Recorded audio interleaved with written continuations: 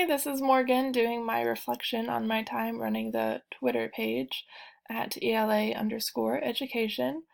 So I had a really fun time with this project. I am a pretty avid social media user slash lurker. Um, so this is a very different project to take on because most of the stuff I post is really purely for me. Of course, I love having followers, but I don't really post stuff with the goal of engagement. I just post it if I think it's neat. So this was like a very fun project to take on, and I feel a lot more conscious of like what I'm tweeting and all that kind of stuff, which I'll get into later. First, I just thought we'd take a quick look at the analytics page before going over to the actual tweets. So you can see right here the November 2019 summary of everything, and we were actually up in all of these categories, which was really exciting. We got a lot of new followers, a lot of profile visits, so we were doing really well. This is something I like to look at a lot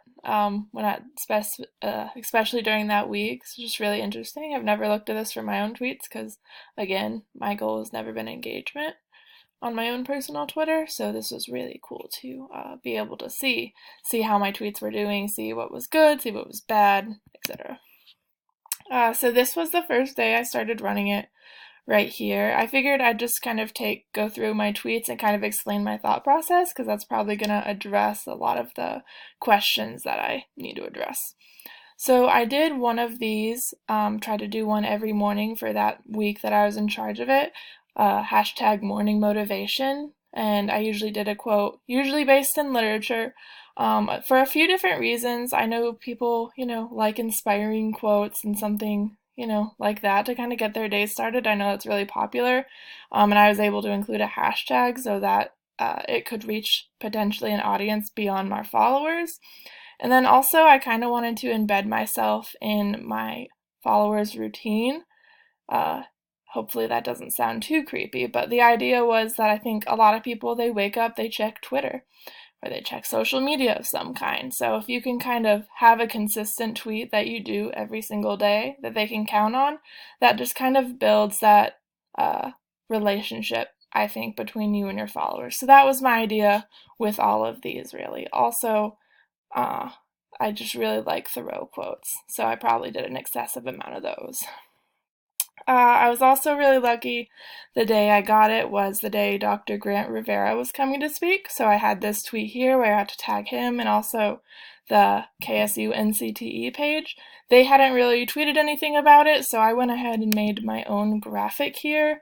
Found this picture on Google really quick, just kind of whipped this up to kind of promote the event. This was definitely, as you could see on the analytics page, one of the more popular tweets. Dr. Rivera retweeted it with a comment, and there was a lot of replies and retweets and likes. So this is definitely one of the more successful tweets. You can see here the impressions engagements are real high. And then right below it, I just kind of added a link to more info. If people were curious about who he was, if they were going to the event, were like, oh, who's this guy I'm going to see her speak? So that way they could kind of get an idea of who he was before they heard him speak.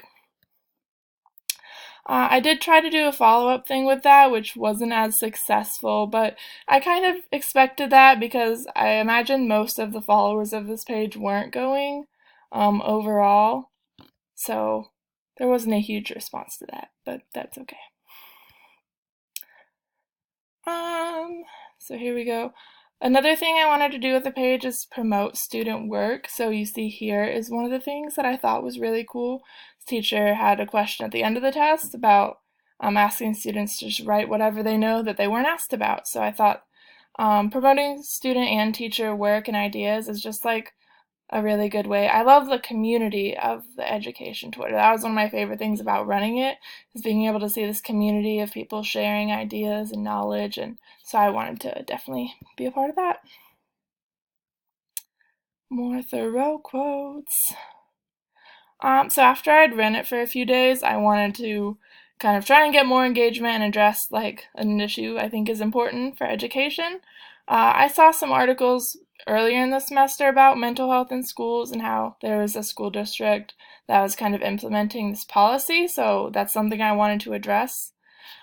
So I did a poll, which I think is one of the easiest ways to get engagement on Twitter. Just thinking from a personal standpoint, I'm way more likely to just kind of click an answer than to like type something out.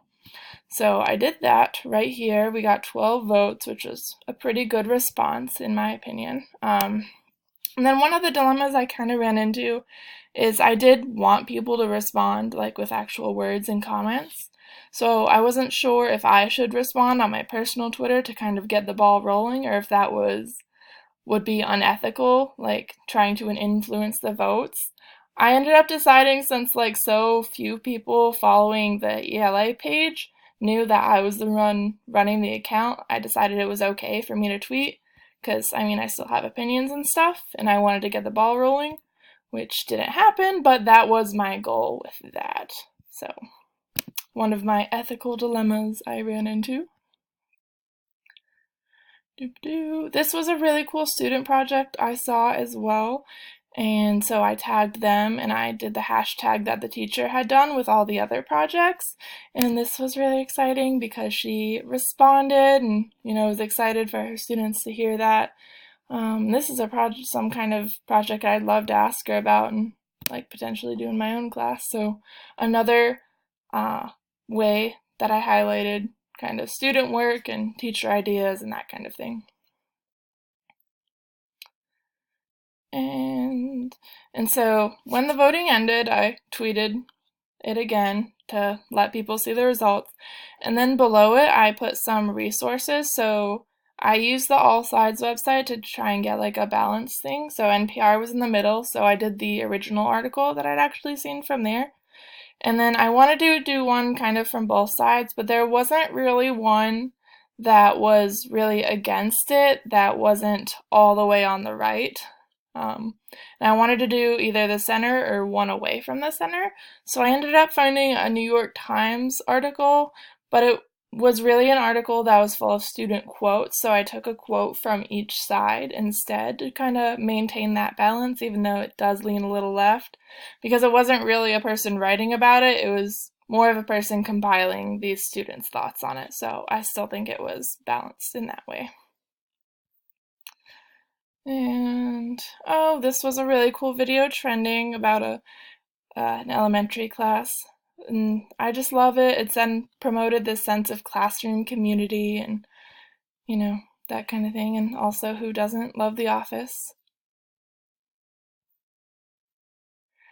Alright, here, gotta keep it fresh with those memes. So, can't relate to that yet, but I'm sure I will very soon before I know it. And so while I was running it, NCT released this statement on independent reading, which everyone was very excited about, so I wanted to make sure people saw that. Just kind of spreading information, not really commenting on it. I also wanted to let the people who were following me, who are KSU specific, know about some resources they have that maybe they didn't know about or forgot about. So I actually went to the track center and looked around and took these pictures. I didn't realize how much there was. I've only been there once before this, so it was really cool to go back and do that. And I actually made this little thing. I thought about doing a video, but it didn't work out. Just kind of, there's a lot of people there, and mechanically it just wasn't gonna work. But I think it still kind of showed, different things you can do and that kind of thing. And I included the hours as well. And then here it was just a really nice day, promoting reading and kind of asking about books people reading, that stuff. I also, you'll probably have noticed, I've done a lot of media tweets.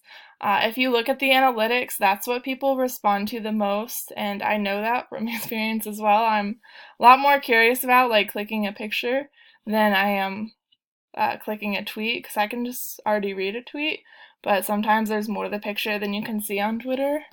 There isn't here, but it does get bigger a little bit. So I think maybe that's why people respond to media. We're also just, I don't know, we're exposed to a lot of media all the time, so people are just more responsive to that in general. I also, tweeted some inspiring things. So this is a note a student left about a book that was really nice. And then this is something I thought was cool in the classroom as well, these 6-word stories for Hamlet, which are like 100% accurate. Yeah, they're really cool. I can't follow through with anything. That student knows Hamlet.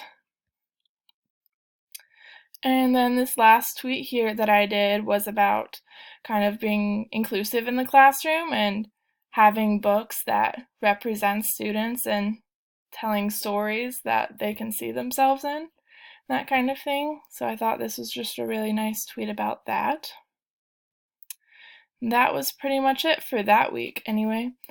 So I think I developed a lot. I said at the beginning, my personal Twitter is not really for engagement.